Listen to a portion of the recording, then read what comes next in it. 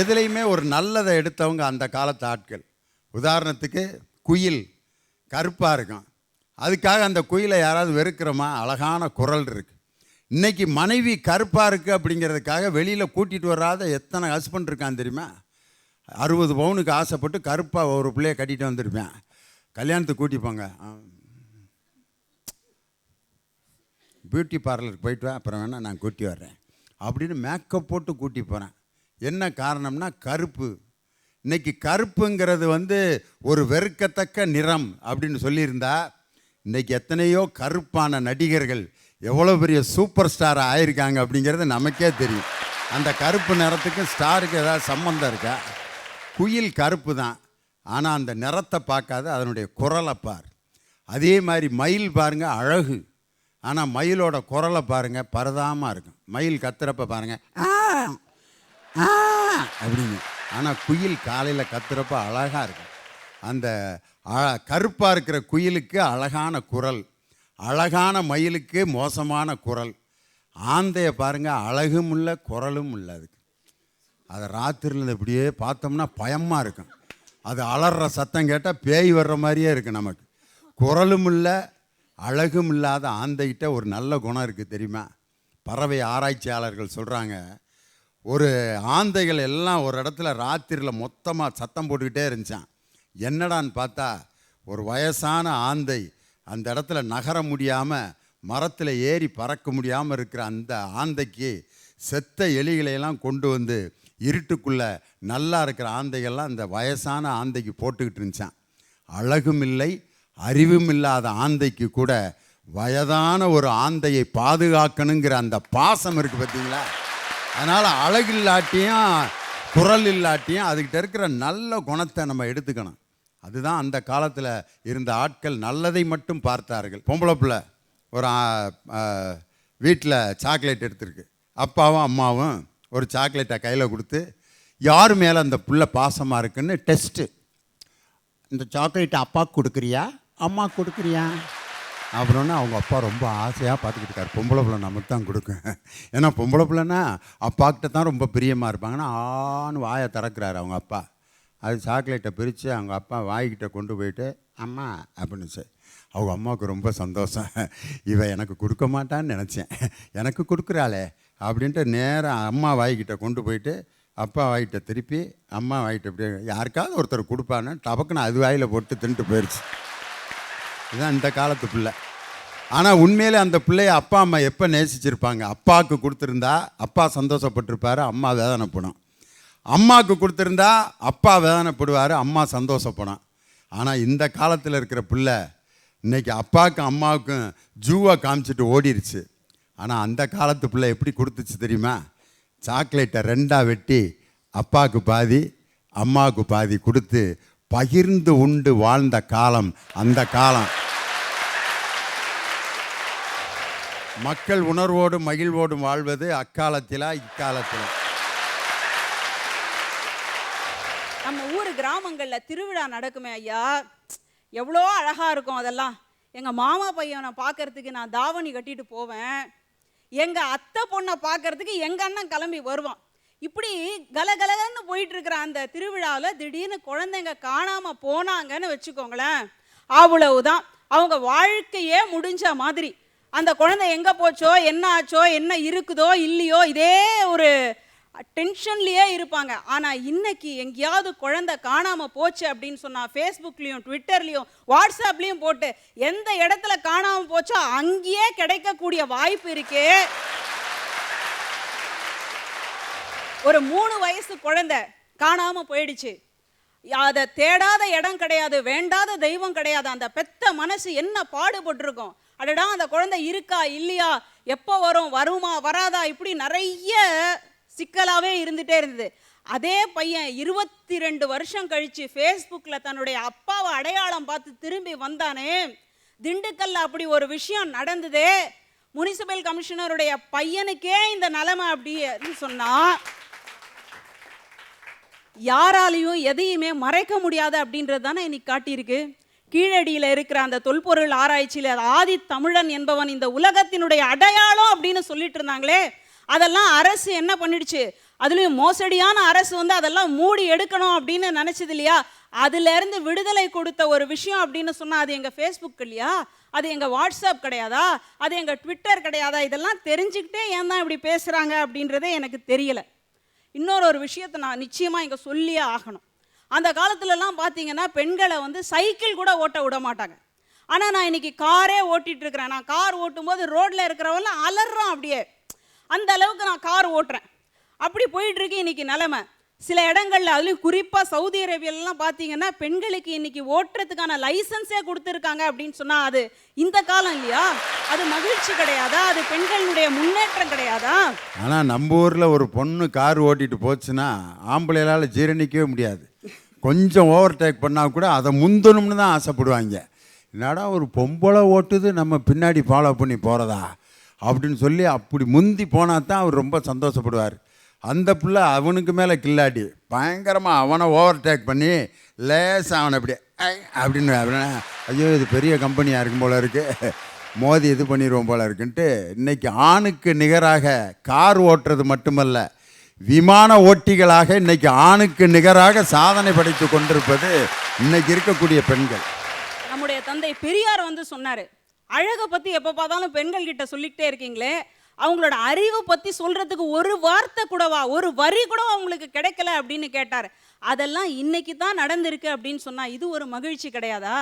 ஏன் தான் இந்த அந்த காலம் அப்படின்னு பேசுகிறவங்க இவ்வளோ பிற்போக்குத்தனமாக இருக்கிறாங்க அப்படின்றதே எனக்கு தெரியல. அப்புறமா தான் யோசித்தேன், நமக்கு எது கிடைக்கலையோ அது மற்றவங்களுக்கு கிடைச்சா அந்த வயிற்றுக்குள்ளே திக்கு திக்கு திக்கு திக்குன்னு ஒன்று எரியும் பாருங்க, அதுதான் போல இருக்கு அப்படின்ற முடிவுக்கு இப்போ தான் நான் வந்திருக்கேன். ஐயா, உங்ககிட்ட ஒரு கேள்வியை கேட்கணும்.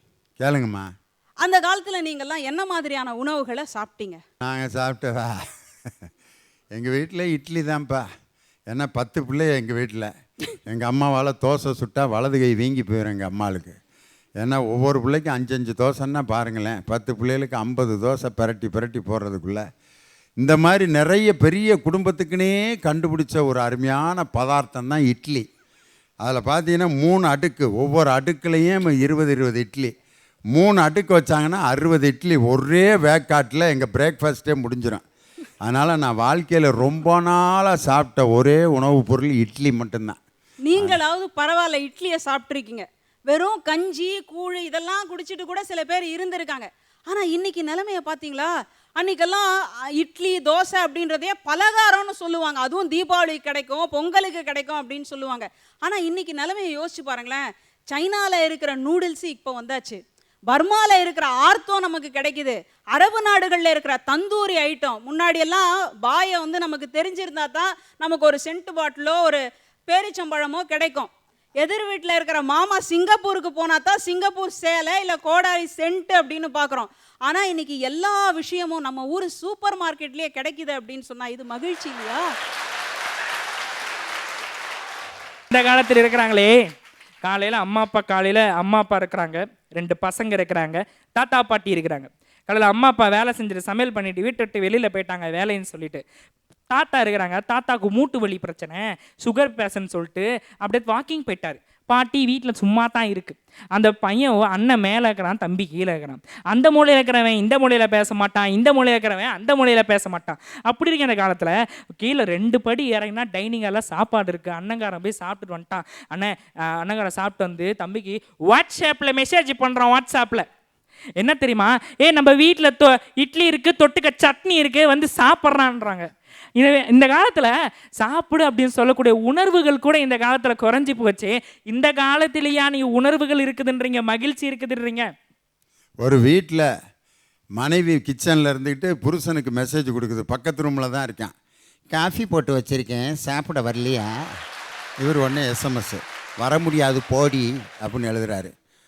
போடின்னு எழுதுறியாடா, போடா அப்படிங்குது. கடைசி வரைக்கும் காப்பி அப்படியே தான் கிடக்குது, மெசேஜ்லேயே ஓடிடுச்சு, சண்டை வந்துருச்சு. இந்த மாதிரி பக்கத்து ரூமில் உட்காந்துக்கிட்டு மெசேஜ் கொடுத்துக்கிட்டு இருக்கு. ஐயா, விவசாயம், அந்த காலத்தில் விவசாயன்றது ஒரு செல்வ பூமின்னு கூட சொல்லலாம். அந்த காலத்தில் பஞ்சபூதங்கள் ஒன்றான நீர் அப்படின்றது விவசாயத்துக்கு ரொம்ப முக்கியமையா. அந்த காலத்தில் அப்படியே அக்ஷய பாத்திரம் மாதிரி அந்த தண்ணி அப்படியே வந்துக்கிட்டே இருக்கும் கிணத்துல. அந்த கிணத்துல இருந்து தான் தண்ணியை பயன்படுத்தி விவசாயத்துக்கு பயன்படுத்தினாங்க அந்த காலத்தில். ஆனால் வற்றாத கிணறு இன்று வற்றி போய் கிடைக்கிறது இந்த காலத்தில், பாதாள கிணறா. அந்த கிணத்துல தண்ணி இல்லை. அது என்ன தெரியுமா காரணம்? இந்த காலத்தில் இருக்கிறாங்க ஒரு இன்ஜின் மிஷினை கொண்டாந்து நிறுத்திடுறாங்க. போர்வேல் அப்படின்னு ஒன்று சொல்கிறாங்க. போர்வேல் கடை கடை கடை கடை உள்ளே போகுது பூமிக்குள்ளே. நோண்டி அவன் எடுத்துக்கிறாங்க. என்ன தெரியுமா? நீர் எடுத்துக்கிறாங்க. விவசாயத்திற்கு தண்ணி இல்லைன்னு சொன்னால் நிலத்தடி நீர் மட்டம் குறைஞ்சி போச்சு அந்த காலத்தில். சரி, நிலத்தடி நீர் மட்டம் தான் உறிஞ்சிட்டீங்க, பெய்கிற மழையாவது தேக்கி வைக்க முடியுதா? இல்லையே, கடல் நீரில் தான் போய் கலக்குது. சரி, உங்கள் டெக்னாலஜி பயன்படுத்தி ராக்கெட்டை விட்றாங்க, அப்படியே பூமியை பொழந்துக்கிட்டு மேலே போகுது. நிலாவில் போய் தண்ணி இருக்கான்னு ஆய்வு செய்கிறாங்க. ஐயா, நிலாவில் போய் தண்ணி இருக்கான்னு ஆய்வு செஞ்சு நாம் என்னையா பண்ண போகிறோம்? நான் பக்கத்தில் இருக்க ஊர்லேயும் பக்கத்தில் கிராமத்தில் தண்ணி இருக்கான்னு நம்ம ஆய்வு செய்கிறோமா? இல்லையே. அந்த காலத்தில் விவசாய காலையில் எந்திரிக்கிறப்ப ஒரு பழைய சொற்றையும் களியும் சாப்பிட்டுக்கிட்டு அந்த காலத்தை வயல்வெளிக்கு வேலைக்கு போகிறப்ப இத்தனை பேர் வருவாங்க, இவங்களுக்கு நம்ம வேலை கொடுக்கணும், இப்படி ஒரு வேலை கொடுக்கணும்னு சொல்லி நினச்சி அந்த வயல்வெளி இறங்குவாங்க பாருங்கள். அந்த காலம் தனி சுகமியா. இந்த காலத்தில் 1000 பேரை காப்பாற்றின விவசாயி இந்த காலத்தில் 1000 பேரை காப்பாற்றின ஒருத்தர் கூட அந்த விவசாயி காப்பாற்றலையா? அந்த பூச்சி மருந்து வாங்கி சாப்பிட்றப்ப இந்த காலத்தில் எவ்வளோ வேதனைப்பட்டிருப்பாரு. நான் காலமுறை செஞ்ச அந்த விவசாய தொழில் எப்படி நஷ்டமாக எப்படி போனது, இந்த நிலத்தை யார் பார்த்துக்குவான்னு சொல்லிட்டு வேதனையில் பல விவசாயிகள் இந்த காலத்தில் இறந்து வராங்க. இந்த காலத்தில் ஐயா ஒரே ஒரு வேறுபாடு மட்டும் சொல்கிறேன், என்னன்னு பாருங்க. பாட்டி வீட்டில் பிறந்ததால என்னமோ அந்த காலத்தில் பாட்டி வீட்டுக்கே போனது அந்த காலம். ஹாஸ்பிட்டலே பிறந்ததால என்னமோ அடிக்கடி ஹாஸ்பிட்டலுக்கே போறது இந்த காலையா? டெட்டாயில் போட்டு கையை கழுவிட்டு பிஸ்தாவும் பர்கரை சாப்பிட்றதுக்கு 1000 நோய்கள் வரையா. ஆனால் உழைச்ச அழுப்பில் அப்படியே அள்ளி திங்கிறவனுக்கு அந்த காலத்தில் ஆயுசு 100யா. ஐயா, டெக்னாலஜின்னு பேசுகிறாங்களே, இவங்களை பார்த்து ஒரு கேள்வி கேட்குறேன். டெக்னாலஜி அந்த காலத்தில் எந்த ஒரு டெக்னாலஜியுமே இல்லாமல் ஒரு மனிதனால் 120 ஆண்டுகள் வரையும் வாழ முடிந்தது அப்படின்னா, இந்த காலத்தில் எல்லா டெக்னாலஜி இருந்து ஏன் ஒரு மனிதனால் 40 வயது வரை உயிர் வாழ முடியல? டெக்னாலஜி அப்படி இந்த உலகம் முன்னேறி கொண்டு இருக்கிறதோ, இந்த காலத்தில் நம்ம எதிர்பார்க்காத முடியாத அளவுக்கு இந்த உலகம் முன்னேறிட்டே போகுது. நீங்கள் டெக்னாலஜி உலகம் முன்னேறிட்டு இருந்தாலும் சரி, மனிதனுடைய ஆயுள் காலம் குறைந்து கொண்டே வருகிறது. இந்த காலத்தில் ஒரு பார்க்குறேன். ஐயா காலைல சாப்பிட்டீங்களா? காலைல சாப்பிட்டேன். ஏன்னா என்ன சாப்பிட்டீங்க? காலைல ஒரு 5 மாத்திரைப்பா அப்படின்னு. காலைல ஒரு 5 மாத்திரை சாப்பிட்டீங்களா? சரிண்ணா. மதியானம் என்னென்ன சாப்பிட்டீங்க அப்படின்னு. மதியானம் நான் ஒரு 6 மாத்திரை சாப்பிட்டேன்பா அப்படின்னு. ஐயா சாயந்தரம் என்ன சாப்பிட்டீங்க கேட்டேன். சாயந்தரம் ஒரு டானிக் ஒன்று சாப்பிட்டேன்பா. ஐயா நைட் என்ன சாப்பிட்டீங்க? ஐயா ஒரு 10 மாத்திரை தொட்டுக்க சிறப்பு ஒன்று குடித்தேன் அப்படின்னா. இந்த காலத்தில் அந்த காலத்தில் என் பாட்டை முப்பாட்டெல்லாம் உணவே மருந்துன்னு வாழ்ந்த காலம் அந்த காலம். இந்த காலத்தில் மருந்தே உணவுன்னு வாழ்றது இந்த காலம்யா. இந்த காலத்தில் இங்கே சந்தோஷம் மகிழ்ச்சின்னு இருக்கிறது. ஐயா அந்த காலத்தில் தாயில்லாமல் நான் இல்லை, தானே எவரும் பிறந்ததில்லை, எனக்கொரு தாய் இருக்கின்றாள், என்னும் என்னை காக்கின்றாள், தாயில்லாமல் நான் இல்லை. இப்படி பாடம். அந்த பாட்டு உங்களுக்கு நல்ல பாட்டுனா, 100 சாமிகள் இருந்தாலும் அம்மா உன்னை போலாகிடுமா, கோடி கோடியாய் கொடுத்தாலும் நீ தந்த அன்பு கிடைத்திடுமா, இரத்தத்தை நான் தந்தாலுமே உன் தியாகத்துக்கு ஈடாகுமா, நான் பட்ட கடன் தீர்ப்பேன் என்றால் ஓர் ஜென்மம் போதாதம்மா, நடமாடும் கோவில் நீதானே. இப்படி பாட்டு பாடுவோம். எங்கள் காலம் பெரிய காலம் இல்லைங்களா ஐயா? ஐயா அதை கூட விடுங்க. இவங்க சொல்கிறாங்க விவசாயத்தை நாங்கள் மதிக்கிறதே இல்லை, விவசாயத்தை அழிச்சிட்டாங்க, முதுகெலும்பு நுணுக்கிட்டாங்க அப்படின்னு சொல்கிறாங்க. விவசாயத்தை முதுகெலும்பம் மதித்து காற்று வச்சுருக்கிறதுனால தான் ஃபேஸ்புக்லேயும் ட்விட்டர்லேயும் வாட்ஸ்அப்லேயும் அதுக்காக நாங்கள் கருத்து பேசி சப்போர்ட் பண்ணிகிட்டு இருக்கோம். இன்னும் இறங்கி மட்டும்தான் நாங்கள் சப்போர்ட் பண்ணுவோம். ஒரு நாள் நாங்கள் இறங்கும் போது அத்தனை பேர் ஏறி நிற்போம், எங்களுக்கு மரியாதை கொடுத்து. அன்றைக்கி விவசாயிங்க அத்தனை பேர் எங்களை பார்த்து கும்பிடுவாங்க. அந்த நிலைமையை நாங்கள் கொண்டு வருவோம். ஐயா இவங்க சொல்கிறாங்க விவசாயத்துக்கு நாங்கள் எதுவுமே பண்ணலை. அந்த காலத்தோட விவசாய நிலைமை என்ன தெரியுமா ஐயா? வானம் பார்த்து வாழ்க்கை போனது, வயலை பார்த்து வயது போனது, மகளை மழக்கம் வரணும் வரலை, மருந்து குடிச்சு மருந்து விடுகிறோம் ஐயா. இப்படி சொல்லி மடிஞ்சிட்டு இருந்த விவசாயிய எனக்கு ஒரு நிவாரணம் கொடுங்க, என் வயலை காஞ்சி போச்சு, தண்ணி வரல, மழை வரலன்னு சொல்லி நிவாரணம் கேட்கறதுக்கு ஒரு இடத்த அமைச்சு கொடுத்த காலம் எங்கள் காலம் தான் ஐயா. ஐயா அது கூட பரவாயில்லைங்கய்யா. எத்தனையோ கருவிகளை கண்டுபிடிச்சி விவசாயத்துக்கு ஹெல்ப் பண்ணிட்டு இருக்கிறது நாங்கள் தானேயா. அந்த காலத்தில் என்ன கருவி கண்டுபிடிச்சாங்கன்னு சொல்லுங்கய்யா பார்க்கலாம். நம்ம அன்பு சகோதரி சொன்னாங்க கல்யாணம் ஆணு பண்ணிக்கலாம்னு சொல்கிறாங்க. அந்த காலத்தில் மழை வரலன்னு கழுதிங்க கல்யாணம் பண்ணிக்கலாம். அது என்ன கணக்கு? கேட்டியே ஒரு கேள்வி. உண்மையிலே எவ்வளவோ பொம்பளை பிள்ளைய கல்யாணம் பண்ணாமல் கிடக்கிறப்ப கழுத ரெண்டுக்கும் மாலையை போட்டு தாலி கட்ட வச்சு அதுக்கு ஒரு 20 பேர் பின்னால் ஊர்வலம் போய் அதுக்கு ஒரு ஹோட்டலில் சாப்பாடு சொல்லி 20 பேரும் சாப்பிட்டுக்கிட்டு இருக்காங்க.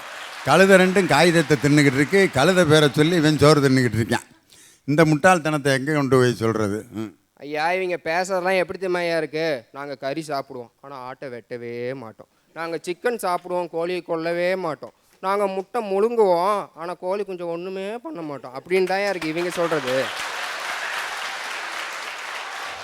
ஐயா இவங்க இவ்வளோ பெருமையாக சொல்கிறாங்களே, அப்துல் கலாம் ஐயா சொன்னார், அப்துல் கலாம் ஐயா சொன்னார். அப்துல் கலாம் ஐயா என்ன சொன்னார் தெரியுமா? இந்தியாவின் வருங்கால தூண்கள் இளைஞர்கள்னு சொன்னார். அந்த இளைஞர்கள் இந்த கால இளைஞர்கள்னு சொன்னார்னா அதுக்கு மிகையாகாது ஐயா. அப்போனா சாதிக்க போகிறது நாங்கள் தான், அந்த காலத்து மனுஷன் கிடையாது. இனிமேலும் சாதிப்போம், சாதித்து கொண்டே தானே இருப்போம். ஒருத்தன் விவசாயத்துக்காகவோ கல்விக்காகவோ கடனை வாங்கி அதை கட்டலைனா அவனை வீடு பூந்து மிரட்டி சூசைட் பண்ற அளவுக்கு கொண்டு போய் விட்டுருவாங்க. அந்த காலத்துல கல்வினா என்னன்னே தெரியாத மக்களுக்கு இலவசமா கல்வியை கொடுத்து அவங்க அறிவு நிலைய அடுத்த நிலைக்கு கொண்டு போனார் காமராஜர். அப்ப மகிழ்ச்சிகரமான காலம் அந்த காலம் தானங்க ஐயா. அன்னைக்கெல்லாம் நாங்க மாதா பிதா குரு தெய்வம்னு சொல்லி கொடுத்து வளர்த்தோம். இன்னைக்கெல்லாம் எப்படி வளர்க்குறாங்க தெரியுமா? மாசா பீசா குர்குரேன்னு சொல்லி வளர்க்குறாங்க. இதுவா அவங்க மகிழ்ச்சிகரமான காலம்? நீங்க 2.0 படம் பார்த்துருக்கீங்களா? பார்த்துட்டேன் தம்பி. அதுல ஒரு அழகான விஷயம் சொல்லியிருப்பாங்க. இந்த செல்போன்ஸும் டெக்னாலஜியும் வளர்றதுக்கு முன்னாடி நம்மளை சுத்தி நிறைய பறவைகள் இருந்ததை நாம பார்த்துருக்கலாம். இன்னைக்கு அத்தனை பறவையும் கொத்து கொத்தா செத்துக்கிட்டு இருக்கு. என்ன காரணம்? நமக்கு பணம் கிடைச்சா போதுங்கிற ஒரே காரணத்துக்காக எல்லா கவர்மெண்ட்டும் எல்லா நெட்வொர்க்குக்கும் பர்மிஷன் கொடுத்துட்றாங்க.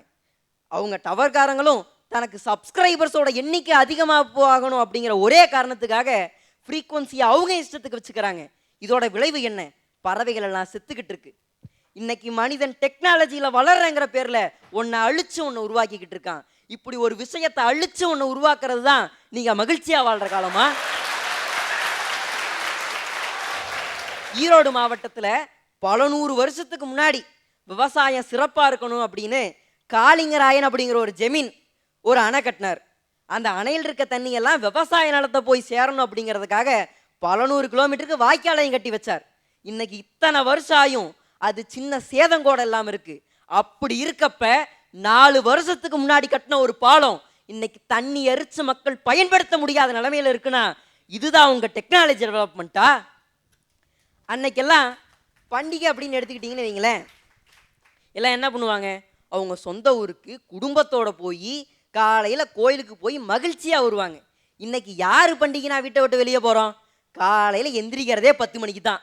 எந்திரிச்ச உடனே ஃபேஸ்புக்லேயும் ட்விட்டர்லேயும் ஹாப்பி பொங்கல், ஹாப்பி தீபாவளி அப்படின்னு போஸ்ட் பண்ணிட்டு மொபைல்லே எல்லாத்துக்கும் வாழ்த்து சொல்ல பழகிட்டோம். இப்படி நம்மளோட உறவுகளோட உலகத்தை சின்ன வட்டத்துக்குள்ளேயே அடிச்சு வாழ நாம் இன்னைக்கு பழகிட்டோம். மத்தியானம் 12 மணி ஆகுது, தூங்கிக்கிட்டு இருக்கேன். அவங்க அம்மா போய் எழுப்ப போகுது. அவங்க அப்பா கண்ணதாசன் கவிதை சொல்கிறார், அவனை எழுப்பாதீர் அப்படியே தூங்கட்டும். ஏயா எந்திரிக்கட்டும், ஏன் மணி 12 ஆகுது, எந்திரிச்சான்னா என்னையத்தான் தொந்தரவு பண்ணுவேன், அவன் தூங்குற வரைக்கும் நான் நிம்மதியாக இருப்பேன் விடு அப்படின்னு மத்தியானம் 3 மணிக்கு எந்திரிச்சு காலையில் ப்ரெஷ் பண்ணிக்கிட்டு இருக்கேன். மத்தியானம் 3 மணிக்கு அவனுக்கு அப்போ தான் காலையில்.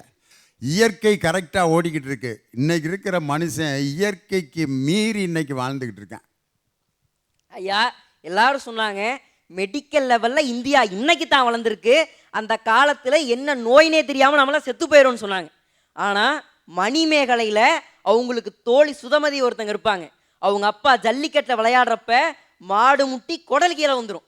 அந்த வழியாக போன புத்த துறவி ஒருத்தர் அந்த குடலை உள்ள வச்சு அறுவை சிகிச்சை செஞ்சாரே, அது இல்லையா மருத்துவ முன்னேற்றம்? அது அந்த காலத்தில் தானே இருந்துச்சு. எனவே மருத்துவ முன்னேற்றங்கிறது இருந்துக்கிட்டு தான் இருக்கு, அது உங்களுக்கு தான் தெரியல. முன்னாடி பேசின ஒரு அண்ணன் சொன்னாங்க, திருநங்கைகளுக்கு நாங்கள் இன்னைக்கு தான் முன்னுரிமை தரோம், அந்த காலத்தில் அரவாணி 9ன்னு சொல்லி அவங்களையெல்லாம் வெளியவே வர விடாமல் முடக்கி வச்சிருந்தோன்னு சொன்னாங்க. ஆனால் இன்னைக்கு ஒரு திருநங்கை காவல்துறையில் வேலை பார்க்குறாங்க. அவங்க போன வாரம் அவங்க உயரதிகாரி கொடுத்த டார்ச்சர் தாங்க முடியாமல் சூசைட் அட்டன் பண்ணி இன்னைக்கு சென்னை மருத்துவமனையில் சிகிச்சை பெற்றுட்டு இருக்காங்க. இதுதான் உங்க முன்னேற்றமா? நாங்கள் திருநங்கைகளை வெளியே விட விடாமல் அவமானப்படுத்திட்டு இருந்தோம், நீங்கள் அவங்கள வெளியுலகத்துக்கு கொண்டு வந்து அவமானப்படுத்திக்கிட்டு இருக்கீங்க. எனவே மக்கள் மகிழ்ச்சியோடு வாழ்ந்தது அந்த காலமே, அந்த காலமே என்று கூறி விடைபெறுகிறேன். நன்றி.